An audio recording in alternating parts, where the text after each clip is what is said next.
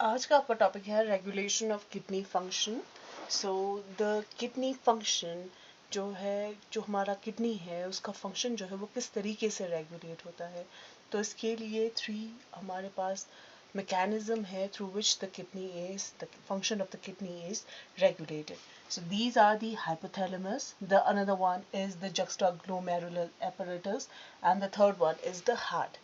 तो ये तीन चीज़ें हैं जो कि हमारी किडनी के फंक्शन को रेगुलेट करने में हेल्प करता है। तो इनका जो मैकेनिज्म है हाइपोथैलेमस के मैकेनिज्म के साथ या जक्स्टाग्लोमेरुलर एपरेटस के मैकेनिज्म के साथ या हमारा हार्ट जो है कुछ हद तक हमारा हार्ट भी उनको रेगुलेट करने में हेल्प करता है। तो ये तीन चीज़ें हैं जो कि हमारे जो किडनी है उनके रेगुलेशन को हेल्प करने में जो उनको रेगुलेट करता है। ठीक है, तो सबसे पहले है आर हाइपोथैलेमस। हाइपोथैलेमस जो है वो किस तरीके से रेगुलेट करता है हमारे किडनी के फंक्शन को।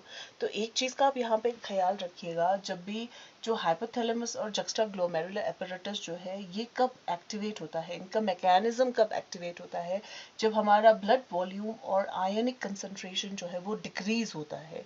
ठीक है, ब्लड वॉल्यूम या मतलब बॉडी फ्लूइड जो है जब उनका कंसंट्रेशन कम होता है, ठीक है, तब हमारे बॉडी में फिर हाइपोथैलेमस और जक्स्टाग्लोमेरुलस का जो मैकेनिज्म है वो एक्टिवेट होता है। तो इनका मेन मकसद होता है कि जो ब्लड वॉल्यूम है या आयनिक कंसंट्रेशन है हमारे बॉडी में बढ़ जाए। ठीक है, इनका मेन मकसद जो है वो क्या होता है कि आयनिक कंसंट्रेशन या ब्लड वॉल्यूम जो है या बॉडी फ्लूइड जो है वो इंक्रीज हो जाए। यू इंक्रीज छाचुगानोक्ले, ठीक है, इंग्लिश न्यून छचोमानो इंक्रीज छचोगानोक्ले।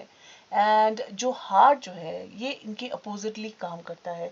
ये इनका काम ये कब एक्टिवेट होता है, जब हमारा ब्लड वॉल्यूम या आयनिक कंसंट्रेशन जो है जब वो इंक्रीज होता है। तो हार्ट का काम होता है उसको क्या करना है, डिक्रीज करना है। ठीक है, जो बॉडी फ्लूइड है उनको थोड़ा बहुत उसने कम करना है, हार्ट का फंक्शन। तो हाइपोथैलेमस और जक्स्टाग्लोमेरुलस इंक्रीज करवाता है, वेरस हार्ट जो है उनको कम करवाता है। ठीक है, तो हम पहले बात कर लेते हैं हाइपोथैलेमस के बारे में।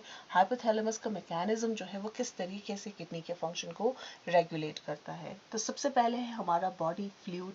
जैसे कि मैंने पहले भी बताया था, जब हमारे बॉडी फ्लूइड में या आयनिक कंसंट्रेशन उसमें कमी आ जाता है, ठीक है, जब तो कम छाछ उसमें जब कमी आ जाता है तो कुछ हमारे बॉडी में ऑस्मो रिसेप्टर्स होते हैं, दे गेट एक्टिवेट, वो क्या हो जाते हैं, एक्टिवेट हो जाते हैं। So the loss of the body fluid और loss of fluid from the body, हमारे बॉडी में से जब एक्सेसिव बॉडी फ्लूइड जो है वो लॉस हो जाता है या कुछ आयन जो है जो कि हमारे बॉडी के लिए काफ़ी ज़्यादा इम्पॉर्टेंट होते हैं, जब वो हमारे बॉडी में उसकी मात्रा जो है वो कम हो जाती है एक्सेसिवली, जब हमारे बॉडी से फ्लूइड बाहर निकल जाता है तो हमारे बॉडी में कुछ रिसेप्टर्स होते हैं, दे गेट एक्टिवेट।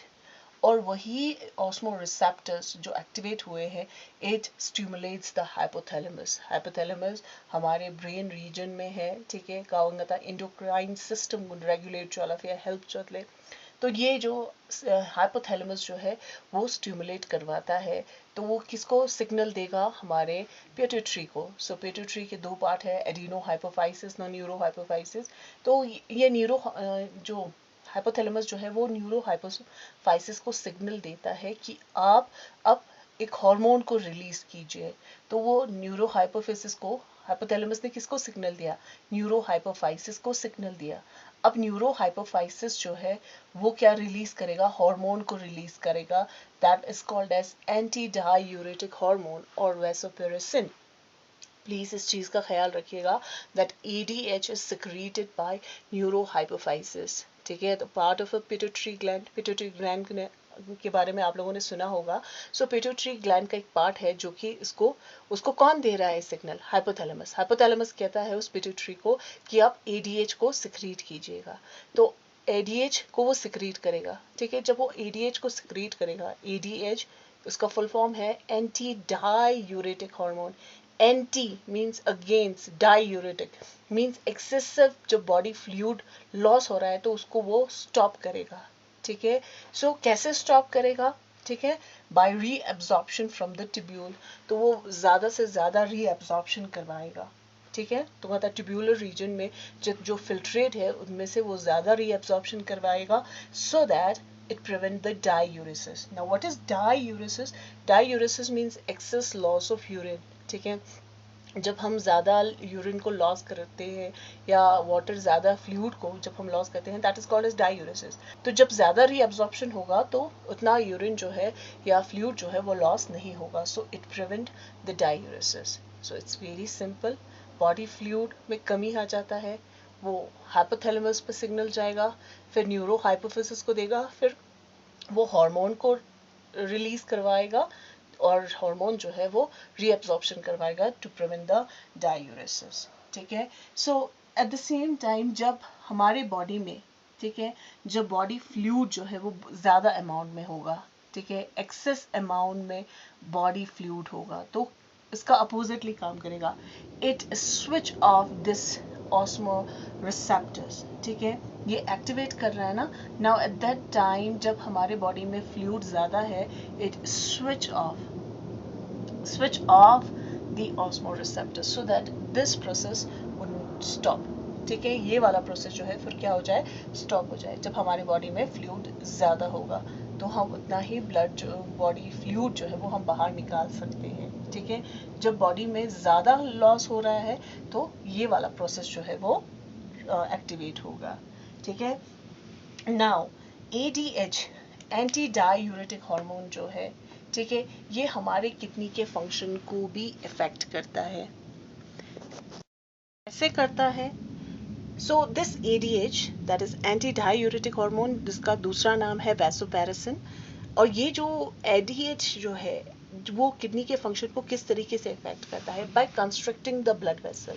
ठीक है, जो ब्लड वेसल है उसको वो क्या करवाता है, जो नॉर्मल ये ब्लड वेसल है मान लेते हैं, तो इसको वो क्या करता है, कंस्ट्रक्ट करवाता है. कंस्ट्रक्ट मीन्स ठमो छचोनोले.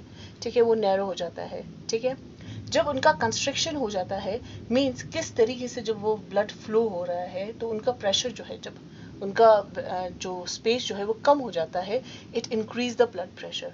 उसमें प्रेशर जो है वो बढ़ जाएगा, है ना. जब वॉल्यूम कम होगा तो ऑब्वियसली प्रेशर जो है वो बढ़ता है. सो यहाँ पे ब्लड वेसल जो है वो नैरो हो चुके हैं और यहाँ पे ब्लड प्रेशर जो है वो इंक्रीज होगा.